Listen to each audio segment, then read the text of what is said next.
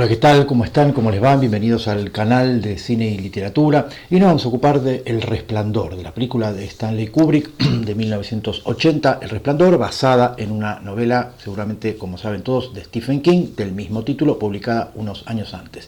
Stephen King ya era un escritor conocido, ya había publicado Carrie, eso de alguna forma lo había catapultado a cierta fama dentro de lo que es no solamente una gran primera novela de género, sino además empezó a tener cierto grupo de seguidores. Entonces aparece esta posibilidad, que es la de llevar al cine su tercer novela, que es El Resplandor, y por supuesto Kubrick se va a interesar en ella. Pensemos que en los años 60 el terror, así como la ciencia ficción, eran géneros bastante bastardeados y bastante, no solamente propio de la clase B, sino bastante ninguneados por todo lo que tenía que ver con cierto sector más o menos serio del ambiente cinematográfico, incluso del público, ¿no?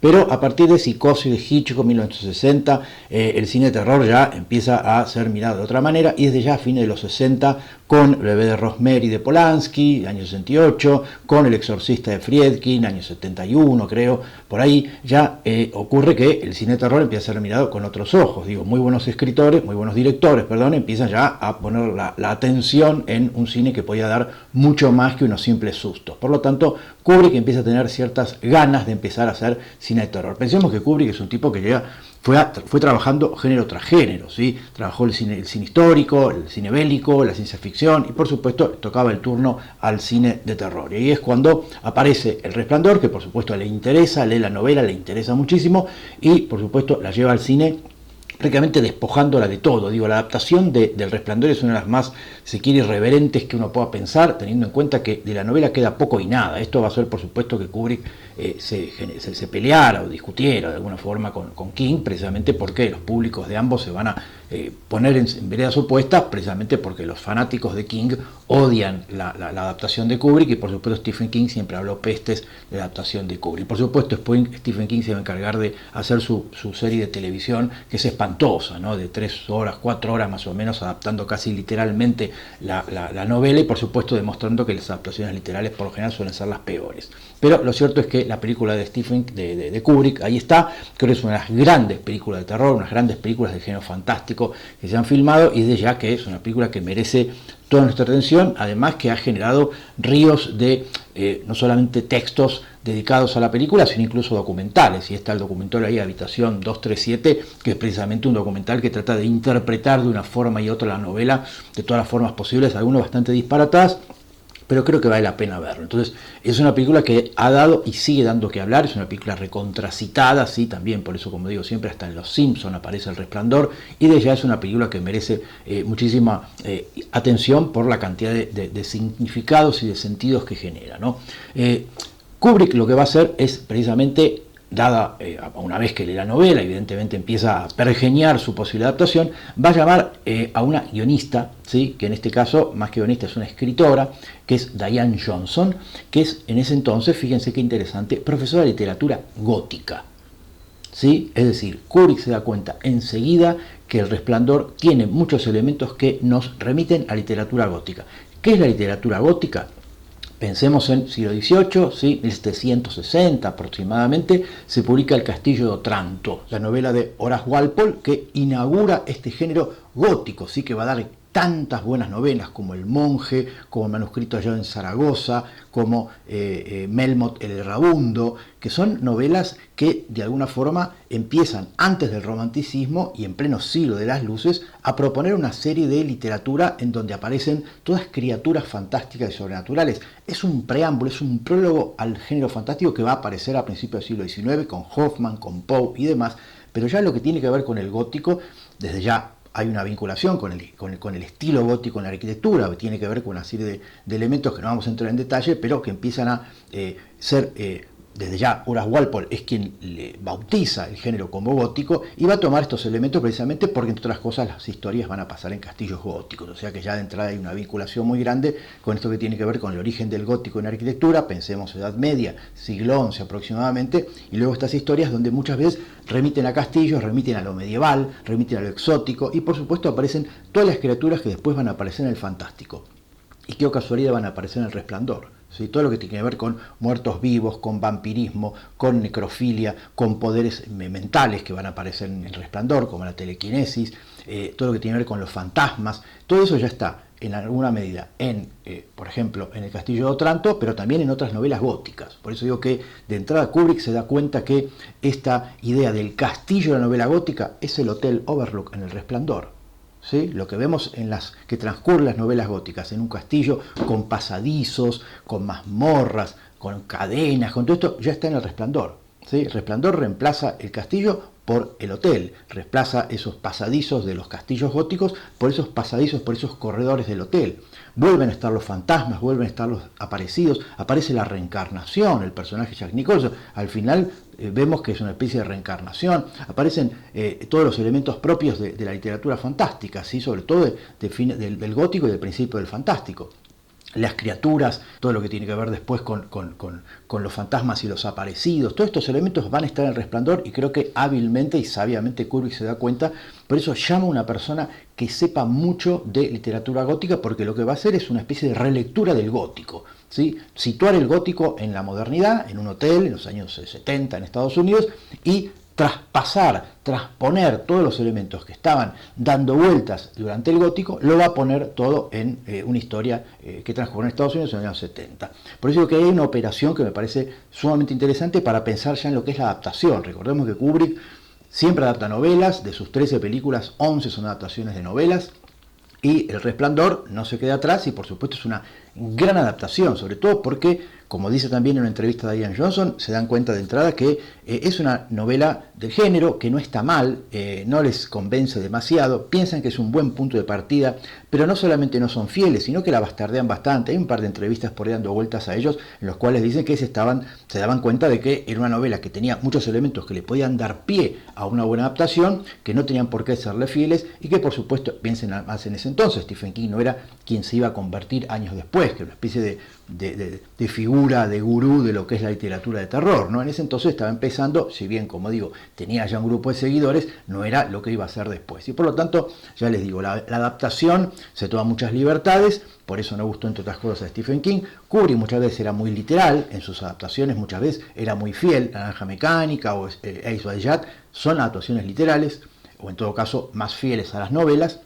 En tanto, El Resplandor destroza la novela, empieza en la página 100 más o menos, vemos que donde hay una frase construye una escena y después saltea capítulos enteros. Digo, recomiendo la lectura de la novela y después ver la película. Van a ver un gran trabajo de adaptación y sobre todo esto que tiene que ver con hacer lo que uno quiere, apropiarse de la novela, que es lo que en general ha hecho Kubrick, llevarla a su terreno y poner en primera plana, digamos, lo que más le interesa. Pensemos de entrada que Stephen King es creyente, Kubrick es ateo, o en todo caso agnóstico, por lo tanto hay un elemento que tiene que ver con creer en aquellas cosas fantásticas que pasan en El Resplandor, que para King van a ser producto de sus creencias religiosas, y en caso de Kubrick, que es en todo caso 100% ateo, o en todo caso agnóstico, todos esos elementos van a estar dejados de lado y va a proponer otra cosa, sobre todo lo que tiene que ver con la razón por la cual el personaje Jack se vuelve loco.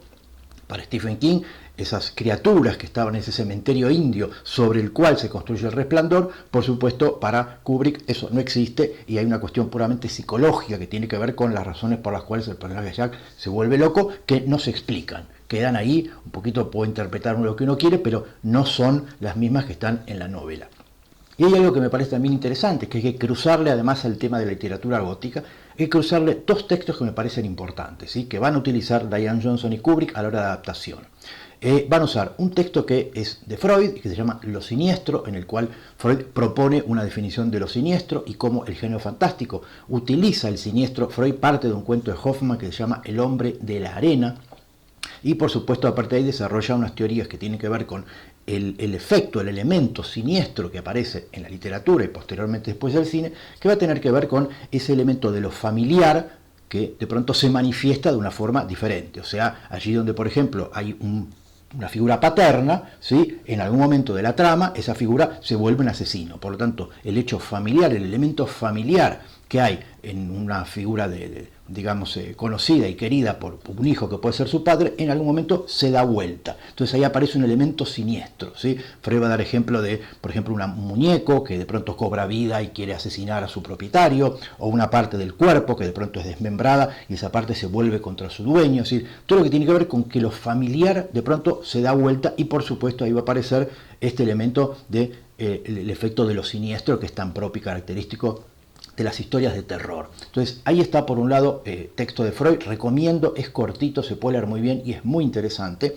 Y después el otro texto que me parece que es menos conocido y también es muy interesante es un texto de Bruno Bettelheim, ¿sí? Del escritor, psicólogo, que lo que va a trabajar mucho es esta idea de el cuento, entre otras cosas, y los efectos que empieza a producir dentro de la psicología, en todo caso de los niños, los cuentos infantiles, ¿sí? Y lo que va a plantear Bettelheim va a estar bastante utilizado por la adaptación y por después lo que va a hacer Kubrick, y que tiene que ver sobre todo con, por ejemplo, la recurrencia a cuentos infantiles, ¿sí? Hay algo que evidentemente Kubrick va a hacer, es utilizar ciertos cuentos infantiles, ciertos mecanismos del miedo que están en los cuentos infantiles. Pensemos en los cuentos infantiles, Hansel y Gretel, de los hermanos Grimm me refería, ¿no? Pulgarcito, la Bella Durmiente, ¿no? Todos estos cuentos que de alguna forma trabajan con la idea de los miedos infantiles, de los niños y aquellas cuestiones que les producen miedo. Es decir, toda una cosa que, por un lado, va a trabajar Stephen King en su literatura, ¿sí? Recordemos que muchos textos, muchas novelas de Stephen King trabajan con niños y miedos infantiles, Cementerio de Animales, It, etcétera,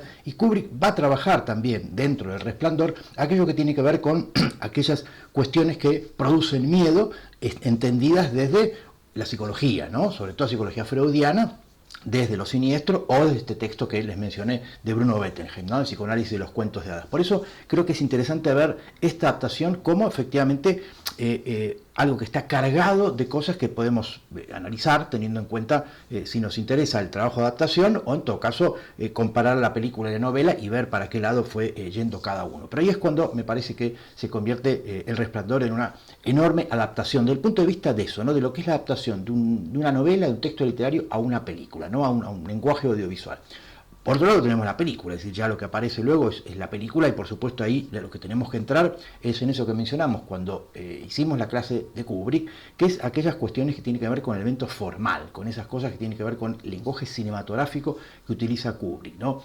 Esos encuadres que remiten, ¿sí?, a la pintura del Renacimiento, ¿no? Con las diagonales, con los puntos de fuga, con ese punto de fuga central, encuadrando los personajes en el centro, ¿sí?, con esas diagonales que fugan de alguna forma y esas simetrías, ¿no? Lo que está a la izquierda está a la derecha, de alguna forma todo ese elemento que hace pensar en un elemento muy racional, muy hiperracional, es decir, con que Kubrick, por un lado, construye esa estructura que es el guión, esa estructura, digamos, súper calculada en todo lo que tiene que ver con lo que es un trabajo sobre el guión, de simetrías, de elementos que aparecen y reaparecen una y otra vez, que van dialogando a lo largo de la película, y después el aspecto formal, eso que tiene que ver con la composición de los planos, en esa cuestión que, como decíamos, remite al Renacimiento, remite al trabajo que hacían los pintores en los lienzos, una dimensión, un alto y un ancho determinados, y poner la imagen ahí. Bueno, y todas las leyes que empiezan a aparecer a partir de entonces, ¿no? Sobre todo, por eso digo, Kubrick remite desde ya a esa manera de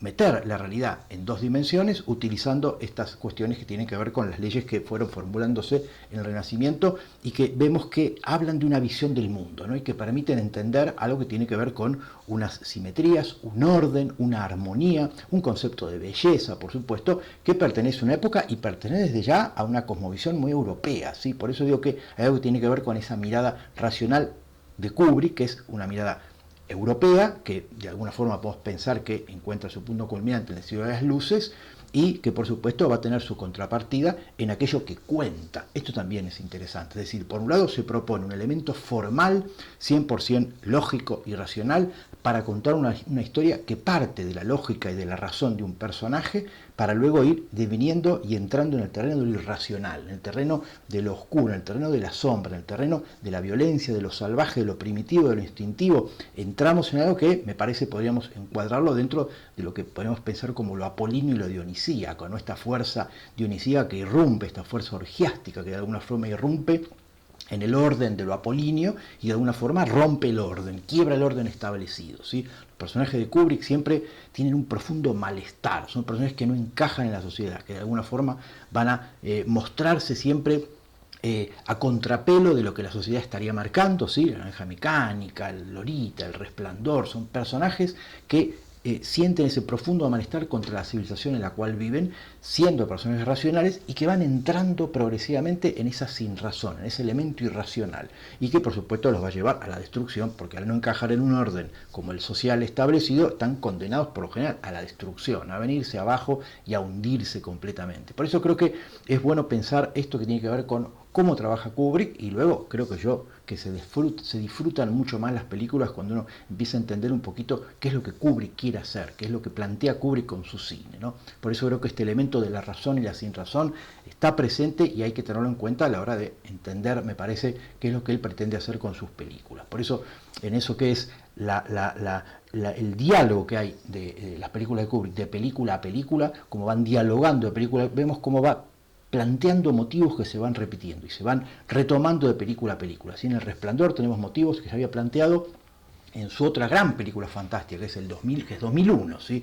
Pensemos que en 2001 hay una máquina, inteligencia artificial, sin dudas, ¿no? Una gran computadora, sobre todo para la época, HAL 9000, todas las asociaciones que querramos hacer con IBM, ¿sí? La letra que continúa a la H, a la A y a la L pasan a ser IBM, por más que luego lo desmintieron él y Arthur Clarke. Lo cierto es que hay una máquina ahí que es una supercomputadora, superinteligente, representante de la razón, y que por alguna cuestión que no sabemos bien por qué, empieza a asesinar a los personajes. Y eso mismo le va a pasar a Jack, personaje del Resplandor, sin que medie una razón, empieza a asesinar o pretende asesinar, ¿sí? Por lo tanto, hay un elemento en común. Otro elemento en común entre 2001 y El Resplandor: la nave de 2001, ese espacio cerrado en el cual transcurre la historia, es como el Hotel del Resplandor. O sea, ahí tenemos otro elemento que se parece tanto en lo que tiene que ver con la construcción de un espacio laberíntico, cerrado, que por supuesto lo que va a hacer es volver loco, en todo caso, al protagonista, ¿sí? Como que de alguna forma esa geografía, esa arquitectura perversa,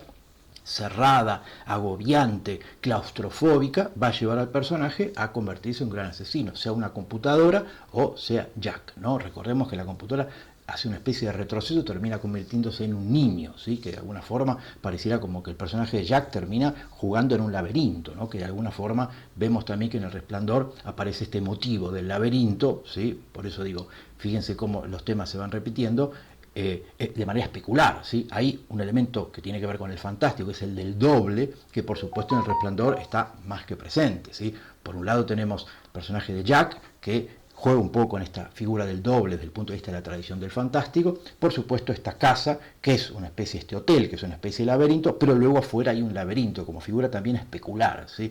Después desde ya, por supuesto, adentro lo que vemos es todas estas figuras que juegan con, desde el punto de vista formal, las simetrías que remiten a lo doble, a lo especular, ¿no? Lo que está a un lado está a otro, estos pasillos larguísimos que el chico va recorriendo como si fuera un castillo medieval, ¿no? Con su triciclo, todas estas habitaciones oscuras y secretas, ¿sí? Que remiten un poco también a lo gótico. Todo esto tiene un elemento que me parece que es cómo juega Kubrick con esas cuestiones que tienen que ver con la sinrazón y aquellos elementos irracionales que se van proponiendo a lo largo de la película, y que de a poco la película va una cuesta en picada desde esta construcción, digamos, más racional del personaje a ese momento en el cual ya directamente es un salvaje, una bestia completamente irracional, ¿no? Poseído completamente y desde ya fuera de control completamente, o sea, pierde completamente el control que en algún momento tenía sobre sí mismo, sobre su familia, ¿no? Y aparece este elemento del Resplandor que cita a Goya, ¿no? El cuadro La razón, el sueño de la razón produce monstruos, ¿no? De hecho hay un momento en el cual el personaje de Jack está durmiendo y soñando, y por supuesto esto ya es prácticamente una cita obvia al cuadro de Goya, ¿no? Con lo cual Goya, siglo de las luces, o sea, volvemos ahí, ¿no? Goya está a caballo entre el siglo de las luces y el romanticismo, por lo tanto, fíjense que hay continuamente citas a ese tipo de momentos de la historia en los cuales se dan estos hechos que tienen que ver con esa tensión, esa pugna entre una cuestión y otra, y que por supuesto me parece que es, como decía antes, uno de los temas tan recurrentes de Kubrick. Por supuesto, después de estos elementos del fantástico, como decía antes, que están ahí, ¿no? El tema del doble, el tema de la recurrencia a lo fantástico, ¿no? A los vampiros, a los muertos vivos, a las habitaciones misteriosas, a la necrofilia, con esa mujer que está ahí en la habitación 237, y todas estas cuestiones que remiten a lo fantástico. Nos quedaría un último elemento que me parece interesante, que es el del laberinto, ¿sí? Como mencionaba antes, sobre todo por la cantidad de textos que hay ahí, ¿no? Sobre todo tema mitológico por excelencia, el del laberinto, el del Minotauro, ¿sí? Todo lo que tiene que ver de alguna forma con la cantidad de veces que este mito, ¿sí?, fue contado de una manera o de otra. Y quería terminar recordando un célebre texto de Borges, que es La casa de Asterión,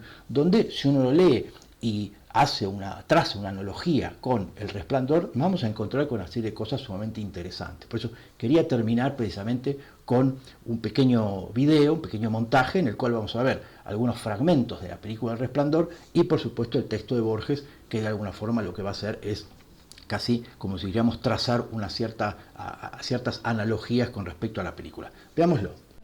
La casa de Asterión, de Borges. Es verdad que no salgo de mi casa, pero también es verdad que sus puertas, cuyo número es infinito, están abiertas día y noche a los hombres y a los animales, que entre el que quiera.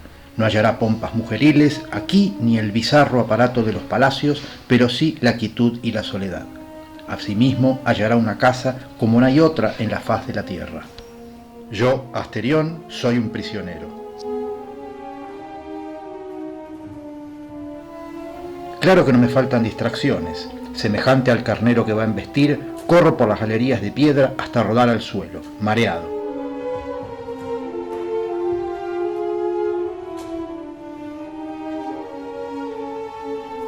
A cualquier hora puedo jugar a estar dormido, con los ojos cerrados y la respiración poderosa. A veces me duermo realmente, a veces ha cambiado el color del día cuando he abierto los ojos. Cada 9 años entran en la casa 9 hombres para que yo los libere de todo mal. Oigo sus pasos o su voz en el fondo de las galerías de piedra y corro alegremente a buscarlos. La ceremonia dura pocos minutos. Uno tras otro caen sin que yo me ensangrente las manos. Donde cayeron, quedan, y los cadáveres ayudan a distinguir una galería de las otras.